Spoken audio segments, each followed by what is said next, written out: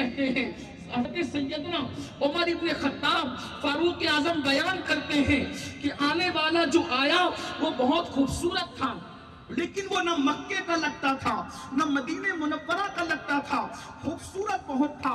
اس کے چہرے سے اور اس کے لباس سے سفر کے آثار نظر نہیں آتے تھے۔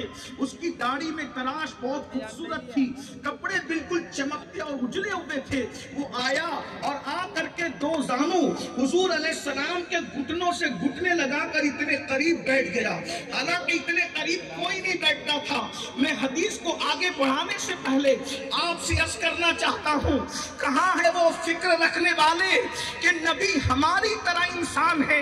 جہاں جبریل بھی دو زانوں ہو کر کے بیٹھتے ہیں، وہ مصطفیٰ جان رحمت کا دربار ہے۔ اللہ اکبر۔ اور پھر جبریل اس شان سے فاروق اعظم بیان کر رہے ہیں، اپنے گھٹنے حضور کے گھٹنوں سے لگایا اور حضور علیہ السلام سے انہوں نے چند سوالات کیے۔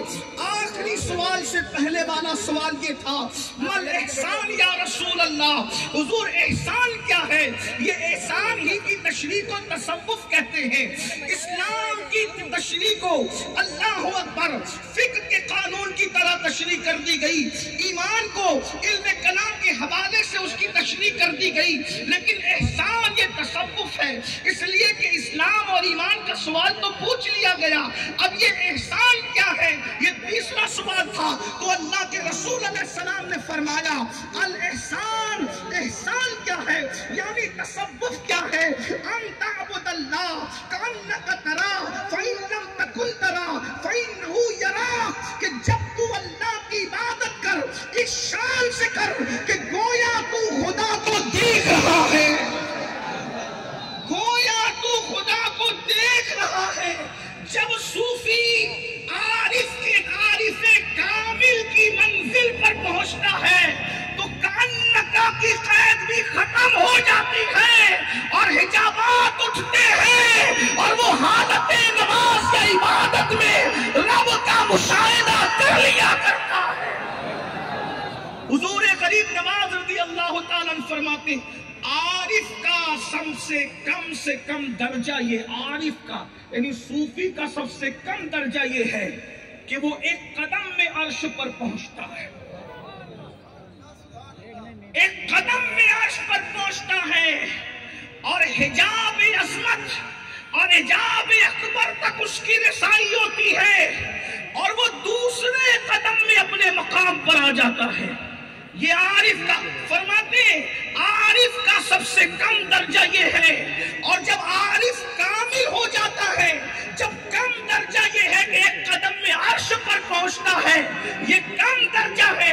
جب عارف کامل ہو جاتا ہے تو فرمایا اس کی شان بیان ہی نہیں ہو سکتی، اس کو اللہ کے سوا کوئی نہیں جانتا۔ جب عارف کا مقام یہ ہے، عارف کا، تو عارف کا یہ مقام ہے تو پھر صحابہ کا مقام کیا ہوگا؟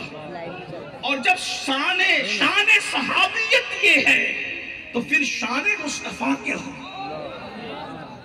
لوگ اگر کہتے ہیں کہ ہم چشتی صابری ہیں، سہارنپور کے ارد گرد کے لوگ اپنے آپ کو چشتی صابری کہتے ہیں، میں نے کہا چشتیت تو غریب نواز کے عقیدے کے بغیر ہے ہی نہیں۔ تو جب غریب نواز ایک قدم میں عارف کو عرش تک مان رہے ہیں تو پھر تم کو معراج مصطفیٰ سے اختلاف کیا ہے؟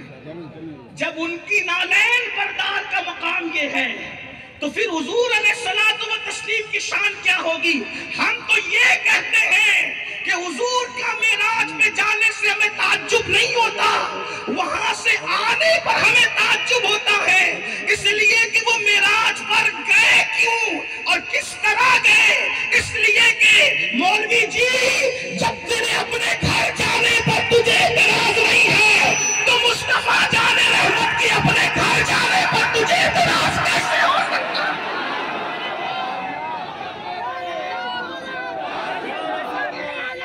زندہ باد، زندہ باد، اللہ اکبر۔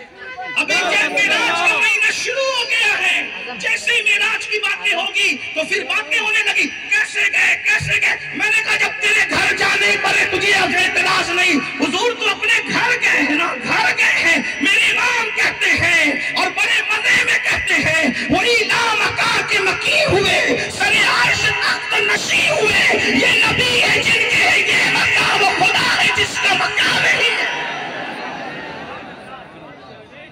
ہمیں تو اب تک یہ سمجھ نہیں آ رہی کہ وہ آئے کیسے. کیا ان کا بھی گھر ہے؟ میں نے کہا کیوں نہیں، کیونکہ اللہ خود فرماتا ہے. کتنی آیتیں پڑھی جا سکتے، سنیے. وہ پہلی بات، انسان جہاں سے آتا ہے وہی اس کا مکان ہوتا ہے. وہ آئے کہاں سے تھے؟ کہاں سے آئے؟ قرآن کہتا ہے لقد جاءکم، قرآن کہتا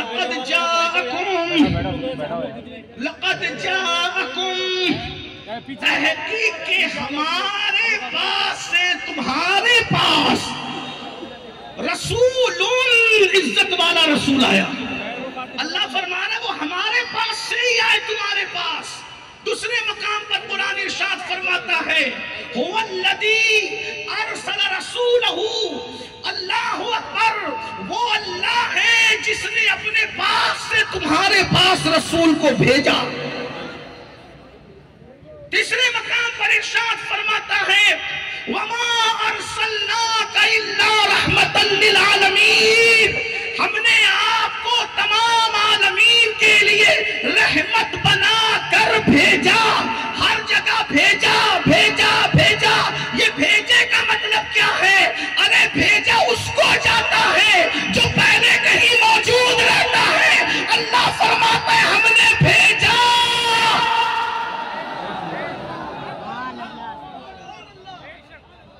حضرت آدم کے لیے نہیں کہا، حضرت موسیٰ کے لیے نہیں کہا، حضرت داؤد کے لیے بھیجنے کی بات نہیں کی.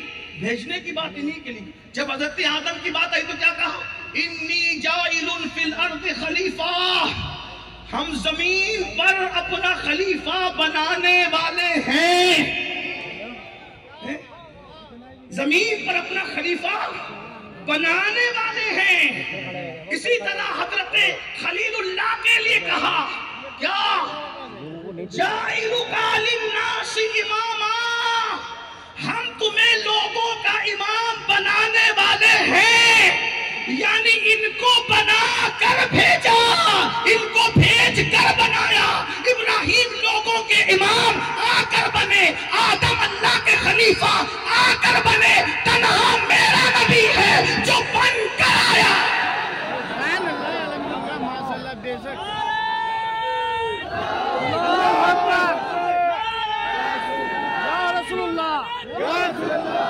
حضور خود فرماتے انی بعثت معلما، میں معلم بن کر آیا ہوں. بن کر کہیں تو بنایا جا رہا تھا. اب ہم نہیں کہتے، تم ہی کہہ دو کہ جہاں سے آئے اس کا پتہ تم ہی بتا دو. اس لیے کہ علم کا غرور تو آپ کو بھی ہے. آپ کے یہاں تو قاسم العلوم والخیرات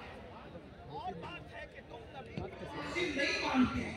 نبی کو قاسم نعمت نہیں مانتے، اپنے مولوی کو قاسم العلوم بھی مانتے ہیں، والخیرات بھی مانتے ہیں. اور الخیرات والخیرات والے ذرا سے تو ماننا پڑے گا. اللہ خود کہہ رہا ہے، اللہ پاک ارشاد فرما رہا ہے ہم نے اپنے پاس سے بھیجا، اپنے پاس سے بھیجا، اپنے پاس سے بھیجا.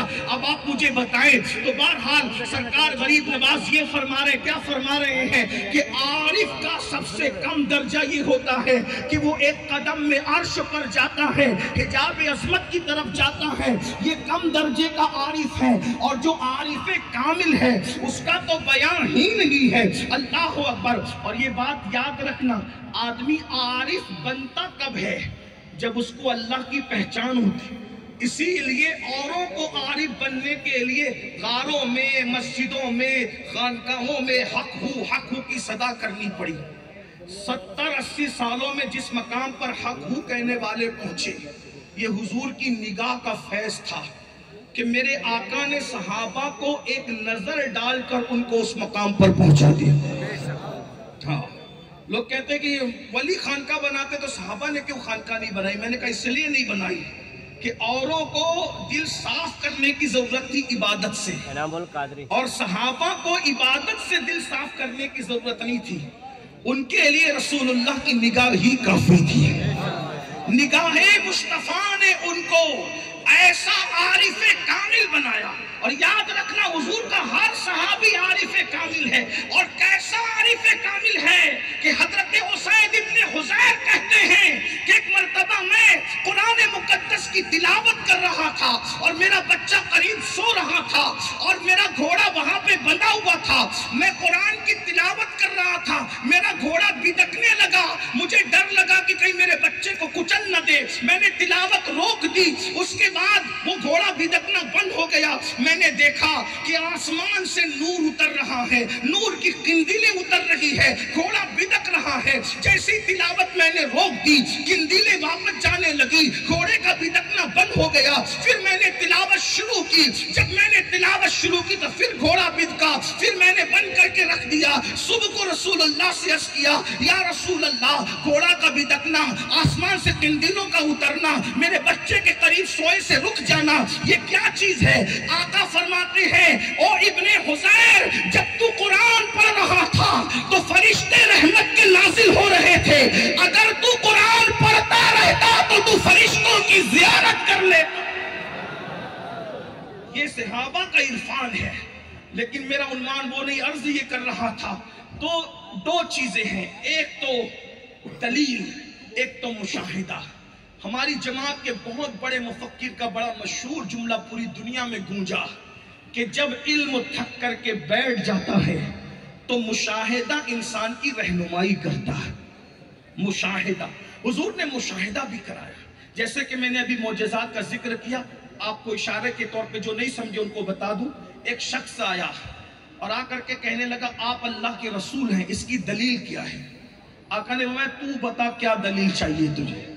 یاد رکھنا, یہ اور بات ہے, حضرت موسیٰ علیہ السلام کو کتنے معجزات دیے, کتنے کل معجزات, کتنے. تفسیر نعیمی میں علامہ مفتی احمد یار خان نعیمی حکیم الامت لکھتے ہیں, 9 آیات بینات.